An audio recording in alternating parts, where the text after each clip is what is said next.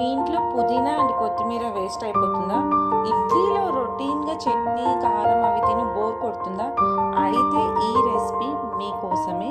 ఫ్రిడ్జ్లో పాడైపోతున్న పుదీనా కొత్తిమీరని తీసుకొని నీట్గా వాష్ చేసి మిక్సీలో వేసేసుకొని అందులోనే టమోటా ఎర్రగడ్డ పచ్చిమిర్చి ఎండుమిర్చి రెండు కాంబినేషన్ వేస్తే సూపర్గా ఉంటుందన్నమాట. కొంచెం చింతపండు అండ్ జీలకర్ర మెంతులు కొంచెం పసుపు. ఇందులో సూపర్ ఫుడ్ ఏంటో తెలుసా? ధనియానే అనమాట.